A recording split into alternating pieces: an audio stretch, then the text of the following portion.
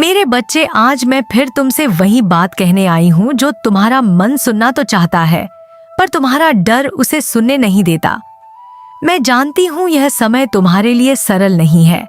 तुम्हारे हर कदम पर परीक्षा है। हर प्रयास के साथ एक नई चुनौती खड़ी हो जाती है। कभी परिस्थितियां तुम्हें रोकती हैं, तो कभी लोग तुम्हें समझे बिना ही निर्णय सुना देते हैं, और कई बार रात के सन्नाटे में तुम्हारा मन तुमसे ही प्रश्न करता है कि आखिर कब तक यह संघर्ष चलेगा।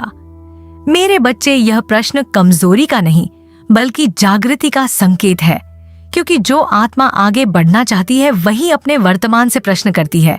तुम्हें लगता है जैसे तुम्हारी मेहनत दिखाई नहीं देती, तुम्हारी नीयत समझी नहीं जाती, तुम्हारा मौन सुना नहीं जाता, पर याद रखो, समय कभी अंधा नहीं होता।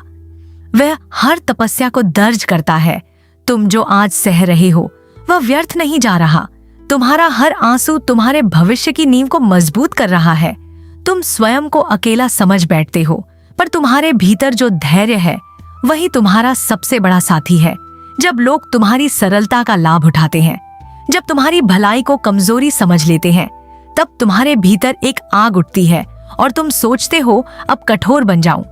पर मेरे बच्चे, कठोर होना समाधान नहीं है, मजबूत होना समाधान है।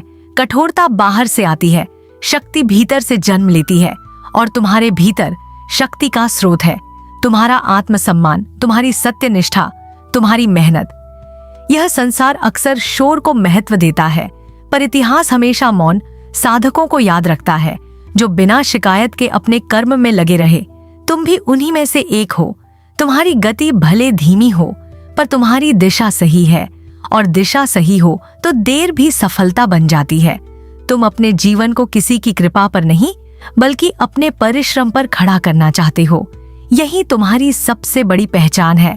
तुम उधार का सम्मान नहीं चाहते, तुम अर्जित की हुई प्रतिष्ठा चाहते हो, और यह भावना ही तुम्हें अलग बनाती है। याद रखो, जब तक समय तुम्हें तपाता है तब तक वह तुम्हें तैयार कर रहा होता है। जैसे सोना आग में तपकर ही आभूषण बनता है, वैसे ही आत्मा संघर्षों से गुजरकर तेजस्वी बनती है। तुम्हारे भीतर जो पीड़ा है वही तुम्हारी करुणा को जन्म देती है।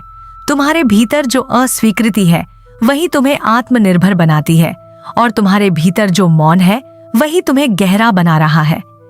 एक दिन आएगा जब तुम्हें स्वयं पर आश्चर्य होगा कि तुम इतने मजबूत कैसे बन गए।